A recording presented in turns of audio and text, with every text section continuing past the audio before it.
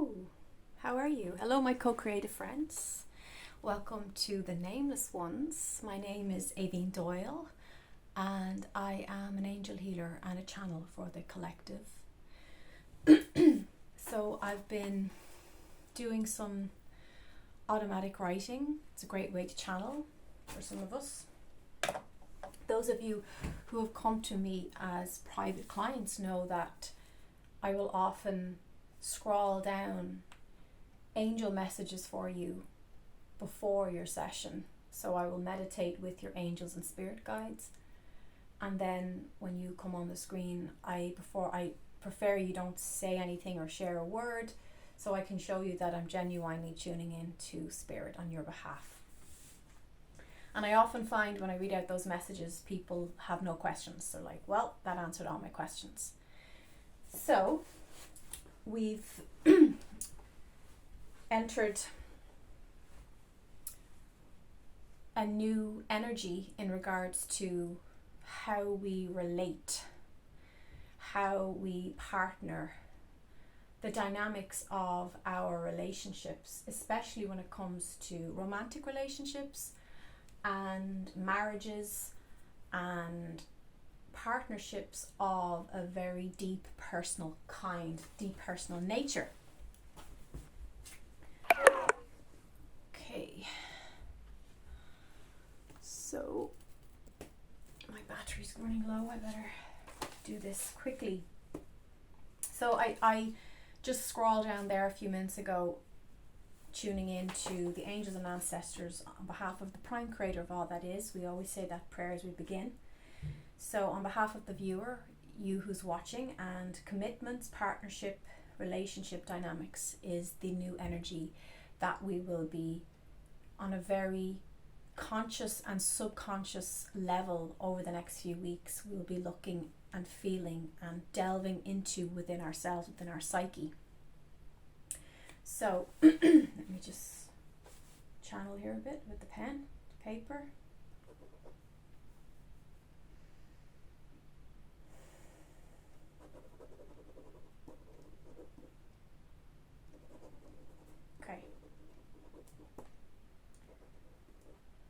Okay.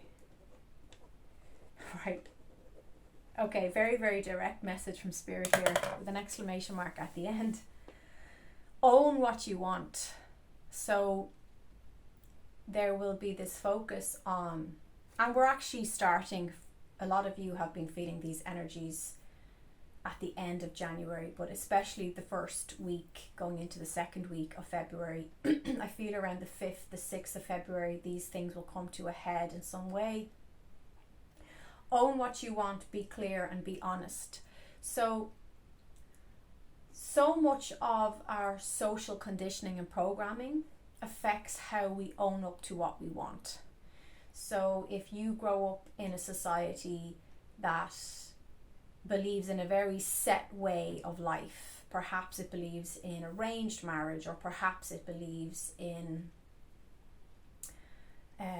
polyamory, or perhaps it believes that only a man and woman can fall in love. It's not open to homosexuality. This is going to have a colouring effect on how you're honest, not only with yourself, but with your tribe, with your people, your family, your friends around you.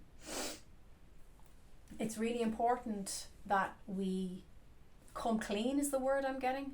Come clean with what we actually want. So, and this can be as simple as you might be in a casual relationship with somebody and you want to get married, but you know deep down that's not something that they want because they've told you they don't believe in marriage, and you're playing along with that. I think women have a tendency, from my experience, and again I shouldn't be generalizing here, but I'll own up and say this is a generalization, but I've noticed that definitely women of my generation, I feel that we grew up with this idea of the independent woman. I don't need a man, I can do it for myself. So there was this repression, a denial of perhaps wanting a more romantic, old-fashioned expression of what a relationship is and the dynamics of that. So I think women have more of a tendency to deny or own up to the fact that they want a serious, committed relationship, perhaps involving some kind of ceremony or a wedding type thing that symbolizes the union. Now, I know this works both ways. I know I have male friends who wanted to get married and their girlfriend did not want to get married because she felt it would make her feel suffocated or she'd feel trapped, even though they seem to have a healthy, happy relationship. But ultimately, this time is about being honest about what you want, regardless of what the other person's feelings about what that is. Not allowing outside conditions to colour and change and manipulate the truth of what you actually want in a partnership. Now, this partnership can also, I'm getting for some of you, this will be about your work, it will be about your place of employment. You may want a different schedule, or you may want different duties or different responsibilities in your job. Perhaps you're not happy with the way your employer is running the show and you're just playing along, or you're realizing that you can't play along, that you're going to have to speak up and say, look, this dynamic, these duties, or the way you want me to do my job is not going to work for me. Perhaps it's a location issue, or perhaps it's a money issue. Perhaps you feel that the money doesn't reflect the amount of blood, sweat and tears you're putting into the job. So it doesn't only have to connect to romantic, loving relationships. This, when I say partnership, for me, I see that branching into so many different ways and dynamics that we have partnerships. It could also be partnership as in a business partner that you're collaborating with. Perhaps you run a business with somebody and you're not jiving with the way they're doing business. But I do feel the overall theme for February, which is actually very fitting because we have the energy of Saint Valentine, we have Valentine's Day, we have a lot of romantic spring energy coming in. It's a time where a lot of nature and animals mate and seek a mate to create offspring in the beginning of spring. We have Saint Bridget's Day, we have like the energy of Saint Bridget, the goddess Bridget. So it's beautiful how the cosmos this year is dovetailing with all that. So it's going to be a really, really strong theme. But like I said, I think the strongest part of the theme is going to be on your marriage to yourself and your marriage to some significant other. Some of you are in, there's three, I see it, somebody has three different energies connected to them. Some of you are in a love triangle.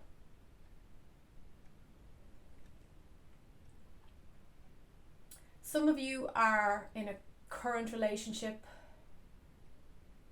but there's a pull to the past.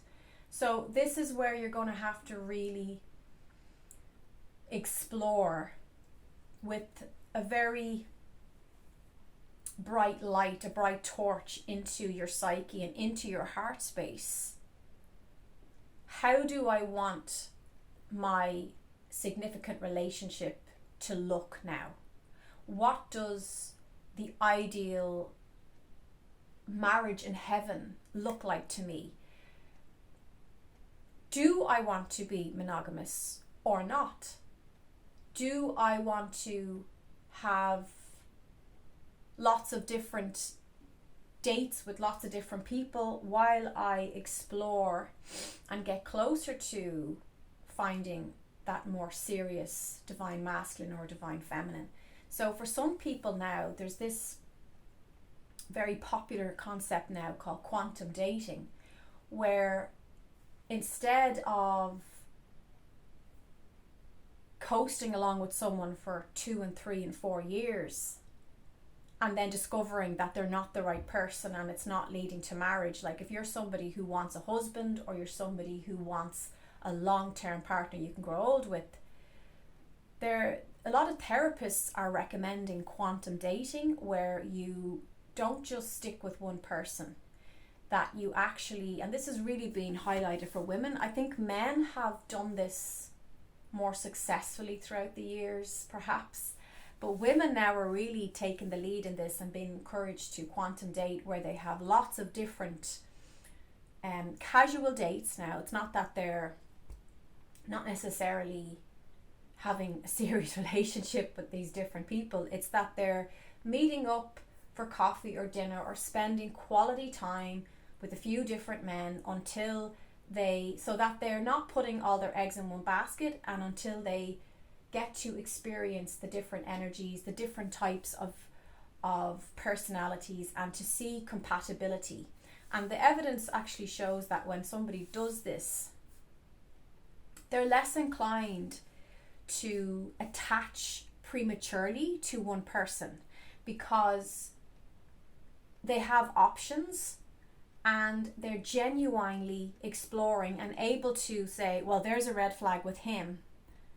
And maybe if it was just the one person, they'd be like, oh, there's a red flag, but I don't want to acknowledge that because he's all I got right now. So with quantum dating, it's very popular with Adrienne Everhart. She's on YouTube. She encourages it and she suggests it, and she feels if you're looking to find a life partner, it's probably the quickest and most direct way to do it, because you're having lots of different experiences and you're getting to be really selective. Then you're getting to basically hone it down or tweak it down to what you actually want. Now, for some people that's not going to work. If you are a highly sensitive person, if you're an empath, and most likely if you're watching this video, you're probably one of those things or both of those things, that could be confusing or troubling because you're sensitively tuning into everybody's feelings. So it does require a certain amount of self-confidence and having clear boundaries in yourself, so that you're able to separate other people's feelings from your own and stay true to your own. And then there's other people who just won't need to do that, because they're going to meet somebody, it's going to be a pretty instant connection and a love at first sight, and it's going to just flow from there. So that actually happened to me in the past. I met somebody and it was pretty much love at first sight. He said it was 100% love at first sight for him. I think it was for me too, but I think I was so shocked by it and the intensity of it that I was probably a little bit in denial for a very short time, because the connection was so powerful that I certainly couldn't deny it as the days went on. It was pretty instantaneous. So obviously if that happens, just be honest with yourself and say, this is what I want, this is the way I'm going, I can feel this. And if everything in your body is saying, I really want this particular person, well then this is a perfect time energetically and cosmically for you to move towards that person. It's a great time to fall in love. It's a great time to explore potential love interests. But it is about you getting very real and very authentic with what your needs are. So if you have a need to be the divine feminine and to be taken care of, even though it doesn't jive perhaps with the modern day feminist agenda or viewpoint, this is an example of what I'm saying. You're going to have to be really honest about what you like and what you want, and how you want your relationship to look, how it plays out, how that person relates to you. So if you're somebody who wants to be, like I said, maybe you're somebody who needs a lot of... I remember there was a client of mine, and I loved how, she was very brave and honest, because she was dating different people and she wanted to find a husband. And I said to her, what do you want? Because I felt like there was something very passionate in her wanting, but she was afraid to say it out loud. And when she did, everything moved in the direction of what she wanted. So she said, I need attention, she said. I like attention from my man. I want a man who's very attentive to me and who will sit and listen to me. And I think that took so much courage for her, because again, society does not really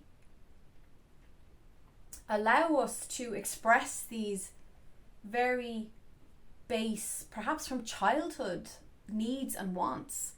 And once she owned that and she was able to say, look, I want a lot of affection, I want attention, I want to feel like I'm the queen of his world. Once she was able to, it's like her inner child finally spoke it, right, and claimed it by speaking it and expressing it. Not long after that, she actually met a man who was delighted to adore her and to answer those needs with open arms. So that's the message. That's an example of getting very real and honest and sincere with yourself first about what you want. But you will be required in this new timeline to own up and to say to the person that you're spending time with, hey, listen, these are my needs, these are my desires. And maybe those needs and desires are not something you're comfortable with. Maybe you're even ashamed. Some people are ashamed to say,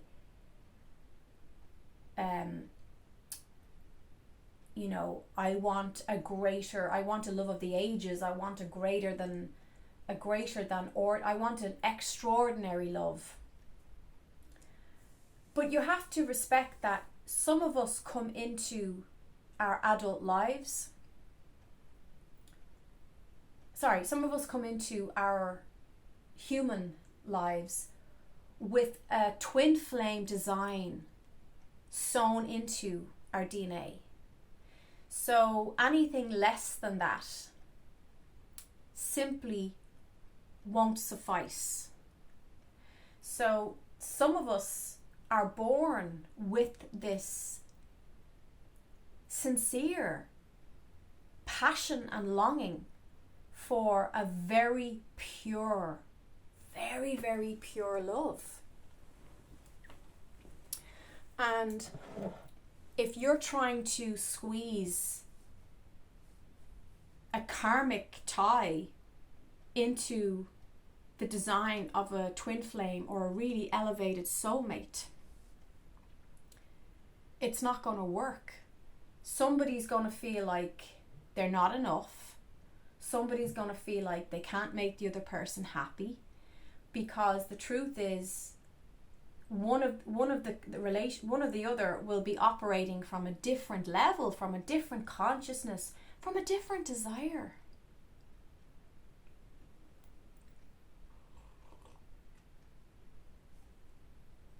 So this is what the message is. Getting that clarity. And it's kind of like discovering your love language. So there's the 5 love languages book. I can't remember the author's name. It's very, very popular. Highly recommend it. Read it years ago. And it's about knowing that your love language is, there's a particular way that you experience love. So if your love language is somebody doing acts of service, somebody picking up your dirty stinking bins and putting them outside, but the other person's love language is words of affirmation, and they're telling you you're beautiful, you're amazing, you excite me, you fascinate me. The other person's love language is not going to hit the spot of your love language, where it would actually mean more to you if he didn't have to say all those things, but he actually put your stinky bins outside and polish your floors. That's where you're going to be like, wow, this person really gets me. But we have to remember, people can't read our minds. It's up to us to clearly communicate what our love language is how we experience love. Some people don't want any public affection. They don't want to hold hands in public. That makes them uncomfortable. Again, you have to own up to that. You have to, and that way you will attract by owning your needs and desires. You're telling the universe, this is what I want. So I had a friend one time, and I remember she waxed lyrical about how her new relationship, the guy she was going out with at the time, how he came and she had dirty, filthy bins that were, she just had put off putting them out because it was like she was very busy, and how he'd put her dirty bins out, and she said like it was the most romantic thing a man had ever done for her. So he could have showed up with red roses and a poem about her beautiful eyes, but that wouldn't have impressed her, because her love language was acts of service, somebody stepping in to help her with the nitty gritty. You know, sometimes somebody washing your dishes can be one of the most romantic gestures. So we're all different. Some people need to hear the words. They long to hear exactly what's in a person's heart and how they see them. So everybody's so unique and different. And then there's, you know, a big increase in polyamorous relationships. There's some Irish actress, and she was married for years, and she had an affair with the guy who lived in the apartment above, and she ended up, she realized she loved both men, and she said to her husband, I can divorce you and be with him, but I'd rather stay with you and continue my relationship with him. And the three of them came to an agreement. Now, this probably wouldn't be for me. I'm quite old-fashioned and romantic and very divine feminine. I like the divine masculine. I like that balance of the duality of that. I find it very attractive. But some people, that's what she needed. She felt that she needed the two men to meet different sides of her.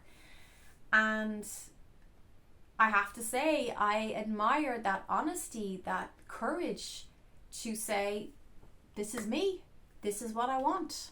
Can we come to an agreement? Because the thing is, if you're not honest about what you want, first of all with yourself, then with the universe, and then with the people that are around you that you're dealing with, you will find covert, unhealthy, dysfunctional ways of trying to fulfill what you actually want in a very under the surface kind of way, because what you want is a powerful magnetic draw in your energy field. It's there for a reason. It's part of your soul print. It's part of your DNA. It's not something that you can shush away or sweep away under the rug, okay? So the more upfront and truthful you can be with these energies moving forward. And it doesn't have to be the big, great, grand picture either, because it's very hard for us to say what we want in 10 years from now, because we don't know who we will become in the next 10 years. Really, all we can say is what we really want right now and in the near future. So what we want in this present moment, tuning into that. So scanning your body, meditating, listening to your body's intelligence. What is it that I really want right now and in the near future? Knowing that life is always in flux and things will change. And you know yourself, there was things you wanted when you were 15 that you didn't want when you were 20. There was certain relationship qualities that you, perhaps when you were 25, you wanted someone with beautiful green eyes, and that's all you wanted him to have red hair and a leather jacket, and then you outgrew those notions and you realize that all the red hair and green eyes is not going to fulfill deeper longings.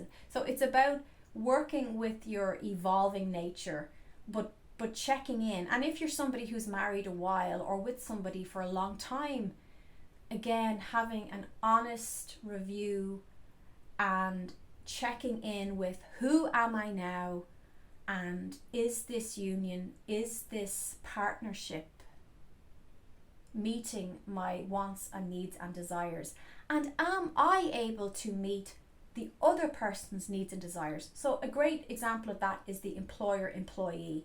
Both people have to, there's the scales on a relationship, right? Whether, you know, and I think your boss and the employee, it's a great example of that. Both people, both parts of that agreement have to match up and have to complement each other.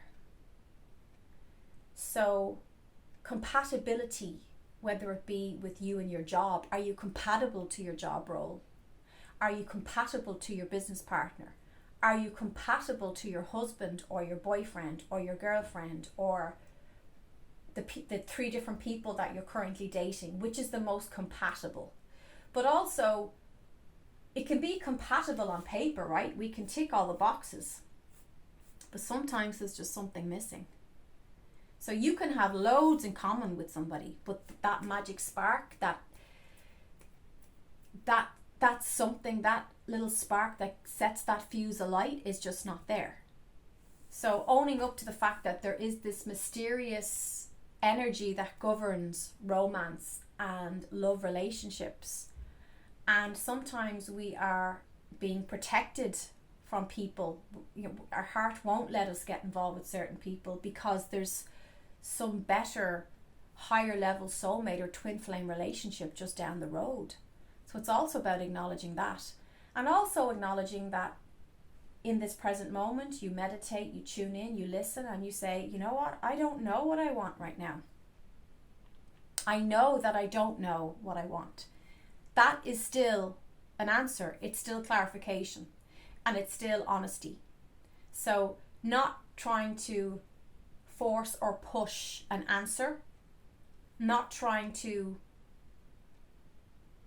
negotiate or persuade yourself, oh well, I suppose I'll have to pick her because she's probably the most complimentary out of the other 2, where maybe in truth you're just not really interested in any of them. Maybe deep down, yeah, I like her and I like her, but I'm not getting that exuberant magnetism, that magical spark, that mystery that pulls you towards somebody.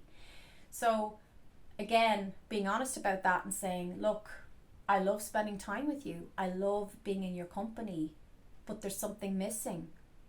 There's something that prevents me from fully opening the doorways of my heart to you. And all you can do is be clear with yourself and with the other person or people involved, and how they choose to take that information is completely up to them. It's not your responsibility to monitor or to fix their reaction to it. It's just your job to say, this is where I'm at. Perhaps you need space, perhaps you need time, whatever that is, just keeping it real, keeping it authentic, and noticing what is developing and what's evolving within you and within your heart and within your romantic ideals and hopes and fears about partnership at this time. I think that's really wise. Having that awareness and inviting in the angel of love to show you as well how capable you are of manifesting what you want. So if you enjoyed this video, you can give me a like, and it'll let me know if you're interested in more on this topic. I think it's a very fascinating topic. I think romantic relationships and dynamics and personal connections have always fascinated me, especially as I see energy. So yeah, happy spring, happy February. Bye bye.